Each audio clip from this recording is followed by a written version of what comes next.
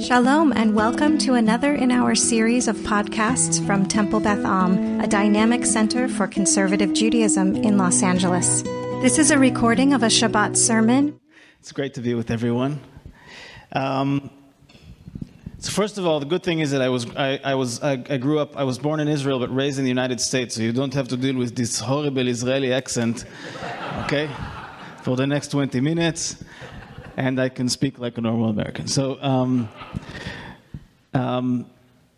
like the rabbi said, I kind of live a double life. Okay, my life is divided into music. I'm an artist, a musician, a singer, and I play a few instruments. And until COVID, that was a bigger focus. After COVID, I transitioned to put more of my focus into business, and I have an amazing firm in Israel. It's actually an American firm, and we do the executive coaching and transformational programs in business and companies and businesses from Boeing to General Electric to IBM and to NASA and the FBI and all kinds of great companies. I get to work with really extraordinary people and make them even more extraordinary. I'll take this one. Hello? Okay, so I thought about what I wanted to speak with you today, and about 5 minutes ago I came to the conclusion of what I was going to say. So it's 2006, it's August of 2006, and there's a war that's going on between Israel and between Lebanon. I'm a young tank commander at the time, a senior tank commander, though I'm 20 years old. And there's a city on the northern border, a town, it's not even a city really, on the northern border between Israel and Lebanon. It's called Metula. It's right on the border, on the north. And there are rockets falling all over the place in Israel because the Hezbollah is shooting rockets in. And I'm sitting underneath a peach tree inside of a peach orchard on the Israeli side. It's beautiful. There are peaches all over the trees. It's great. And my tank is sitting over there, okay, big giant war machine. And the farmer, his name is David Greenberg, comes over to me with a newspaper and a pita with an omelet in it, and he brings breakfast to me and my crew. And he's really upset. And I say, David, you look upset. And he says, of course I'm upset. I'm supposed to harvest all the peaches off the trees, but this damn war is going on, and now all my workers, all my employees, they all ran away. And that's it, I lost the harvest. And I said, I'm sorry about that. He's like, yeah, who's gonna reimburse me for all this? I said, I don't know. And he gives me a newspaper, and I open up the newspaper, and on the front page I see the little passport, like photos of some of my soldiers, who in a different area were killed and a few of them injured. And I look at it and I say, my God, this is like the most surreal thing. I just saw these guys a few weeks ago. And then I look at the date at the top right of the newspaper. And it was about a month into the war, and I hadn't really been connected to what the date was, because you're just in the war. So I look at the date and I see, oh my God, my older brother, Leo, he's supposed to get married in 3 weeks. Like there's a wedding in 3 weeks. But there's a war going on, and I'm on the border, and I'm probably going to be going in soon. So what's supposed to happen? And my older brother getting married was a really, really big deal. He's been through some really gnarly stuff in his life, and we weren't sure that was going to happen. And finally, for my mom at least, it was a big deal. And this wedding had to happen. So I'm sitting underneath the peach tree. And I grew up a pretty secular kid, by the way. And I sit under the peach tree, and I distinctly remember telling myself, well, not myself, saying, God, listen, man, I don't know what you have in the cards for me over the next couple of weeks, okay? But if it's in your plan to kill me, the wedding's not going to happen. So at least do me a favor and injure me or something, okay? Because this wedding's got to happen. Fast forward a couple of days, it's clear that we're going in. My captain, his name's Gidi, he gets all the tank commanders together. We send the soldiers, the tank crews, over to the tanks to start filling them up with ammunition. And the tank commanders were all kind of in a huddle. And Gidi, the officer, the captain, he says, guys, tomorrow night we're going to be inside of Lebanon. And look around. This is serious. It's not going to be easy. Look around, because not all of us might be coming back. And we look around, and then we pass around like a plastic bag. And we're requested that everyone puts their cellular phones into the plastic bag, because when we go into enemy territory, we don't take our phones with us. Fast forward a few nights later. Well, not a few nights later, like the next night, crossing the border into Israel. I'm at the top of my tank. My head is sticking outside of the top of the tank. That's what the commander position does. It's about 3 a.m. and we're crossing the border. And the military moves during darkness so that we can go unseen, especially tanks, which are giant and they make a lot of noise. The enemy, we don't want them to see us. But there's one problem. There's a full moon, and it is so bright. It is if, even though everything's dark, that moon is like a spotlight, and it's lighting everything up. You can see if it was in the middle of the night right now, and that full moon was right here, we'd be able to see each other kind of like this. Maybe not as bright, but we'd be able to see each other's eyes, our faces. And the whole time I was looking at that moon, I say, oh man, this is bad news. And there was fear, but the army's marching, so you can't stop. We're going in. This is happening. And we were actually happy about it. And there was one thing that I found, again, a secular kid, there was one thing that I found suddenly that was on the tip of my tongue. Again, looking at the moon and saying, I do not know what's in the cards here and what's going to happen. But the only thing that kind of suddenly came out of me was, Shema Yisrael Adonai Elokeinu Adonai Echad. It's the only thing that I had to say to myself. I had nothing else except my crew and my weapons and God. And immediately, the fear that I had went away. And I knew, you have my back, I have your back. Let's do this. Let's do it. Fast forward a few days later, I'm leading a convoy of tanks through an Arab Lebanese village called Rabat Alatin. Inside of the tank, we communicate with internal communications. Okay, we have like these helmets, and we speak through like these. What do you call those things? And like these internal microphones, like these mouthpieces, right? And thank you. And as I'm leading this convoy, we're maneuvering between some buildings, and I tell my driver, Yaniv, a young tank commander, I was his senior, and tank commanders can do any profession in the tank. So I needed a driver. He was a young tank commander. I said, Yaniv, drive for me. So he goes in, and he was my driver. At some point, while we're maneuvering through this village, I tell Yaniv, driver, I give him a command, driver back, like drive in reverse, right? So Yaniv pulls the tank into reverse, and we start rolling back. And I look behind over my shoulder, and I can see that there's a building behind me. So I say, okay, we're gonna inch closer to that building, and then we're gonna stop, kind of like parallel parking. You don't want to hit the car behind when you're parking, even though sometimes you do, and you don't tell anybody about it, but that's okay. I also wanted to inch closer to this building and to stop. So I get closer and I say, okay, Yaniv, stop. And the tank keeps on going back. And I look over and see we're getting closer. I say, Yaniv, stop. Driver, stop. The tank keeps going. Driver, stop. And the tank keeps rolling back. And I say, okay, we're going to hit this thing, which wasn't really a big deal for me because nothing really stops a tank. It weighs 100 tons, and if it hits something, it just goes through it. So I wasn't concerned about that. But I didn't like the fact that he can't hear me. My crew can't hear me. So I jump inside. I realize there's something going on with the communications. And I find the problem with the communications. And the second that I fix it, I feel a rumble in the tank. And I say, okay, I guess we hit the building. And about 2 seconds later, there's this massive force on my head and on my back. I yell out because there was a huge pain.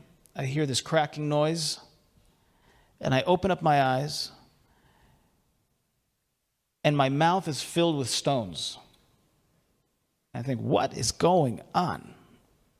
And I'm suspended. I'm buried inside of my own tank, inside of rubble and debris.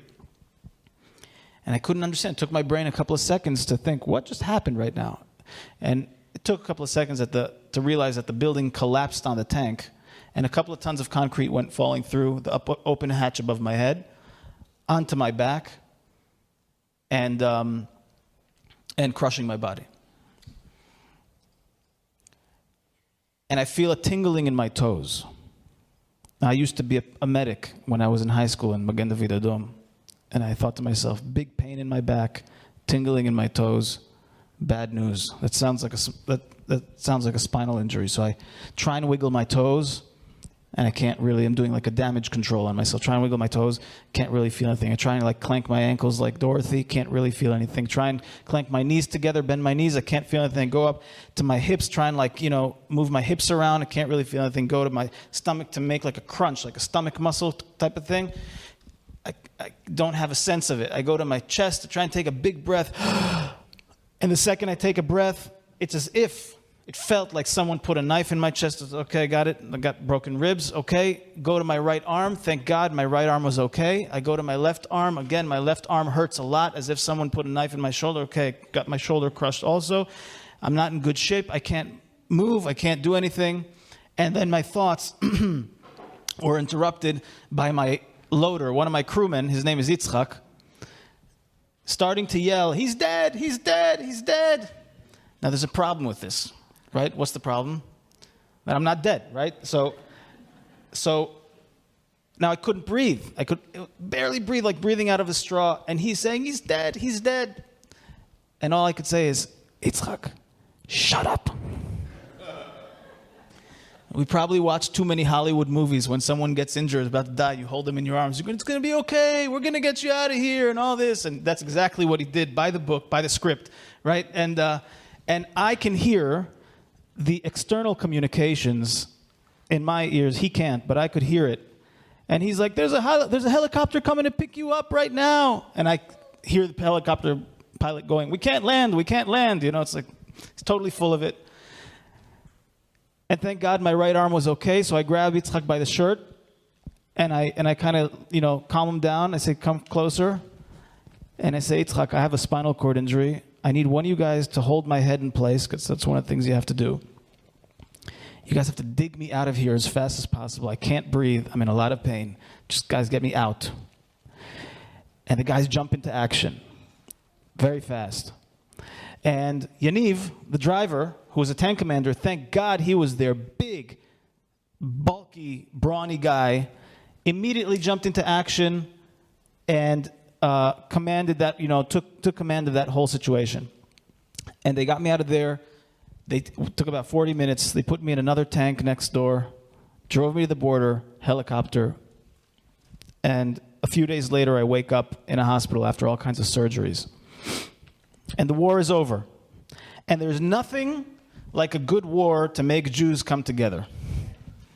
So everyone's coming. The whole country shows up at my hospital room to come and, visit the soldiers, and with chocolates and, ishkoach and all this. And I was in such bad shape.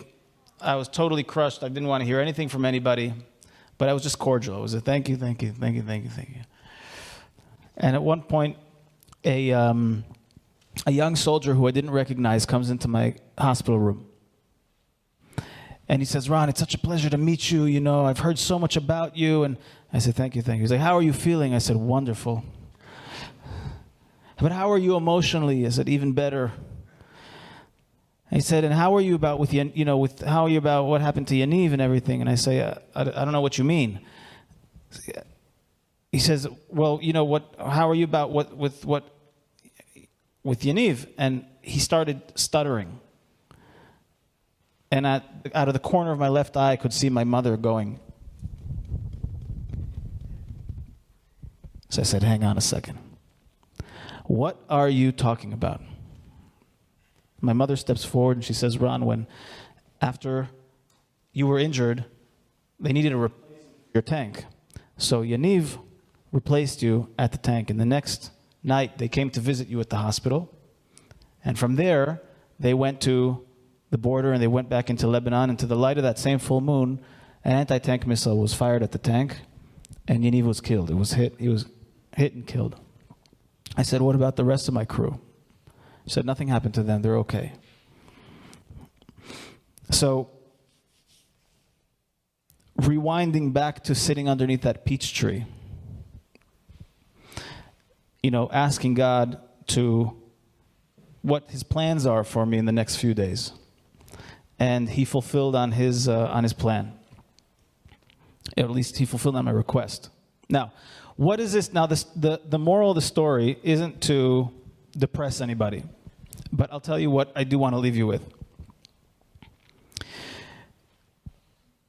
I get asked a lot of times, do I feel bad? I did have to process, like, did Yaniv replace me, or did he take my place, or something like that? Okay, and I don't know, but I do have faith that God in His plan did whatever He had to do.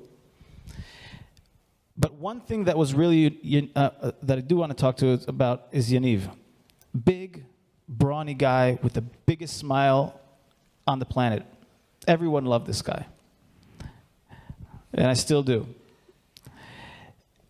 And if there's one thing about Yaniv, was that he was always smiling and always happy about all kinds of stuff. No matter what the situation was, he was one of these guys that was like, dude, what are you talking about? Just get it to stop with all that garbage. Just do whatever you need to do. That was the vibe of the guy. And whenever I think, whenever I hit those, once in a while, like we all do, hit those kind of speed bumps in life, and we have all kinds of moments where we're not really that happy or that sad, or there's something going on that isn't that great. We get in our head. I think about Yaniv, who is still 20 years old. That was 16 years ago. And in the last 16 years, I've laughed and I've loved and I've had dinner with amazing people, and I'm here with you, and we get to sit at this beautiful sanctuary among incredible people, and there's air conditioning, and life is pretty damn good, And for the last 16 years, he didn't get a chance to do any of that. So whenever things get kind of rough or tough, I think to myself, what would Yaniv say about this?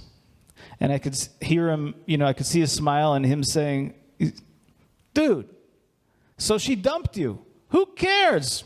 Screw her. Just go find someone else and da-da-da-da-da-da. And he'd go find something to say to pick me back up and get me back out here into life, because that's what he would do. So if there's any way to honor Israel or to honor the soldiers, whether they were injured or whether they were killed, the best way to honor the soldiers is that we all just focus on living a really extraordinary life, to fulfill on what God put us here to do, and to just live a really, really, really great life, and to forget about all the garbage that we have in our head. It's just a bunch of garbage anyway, all the bad talk and everything. I can tell you a lot of stories about that.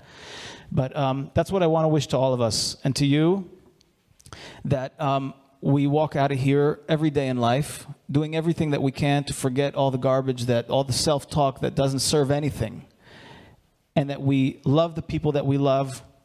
We love the people that we don't love. We work on loving them, and that we do everything we can to fulfill what God wants us to do here, which is to make a difference. You have been listening to another in our series of podcasts from Temple Beth Am, a dynamic center for conservative Judaism in Los Angeles.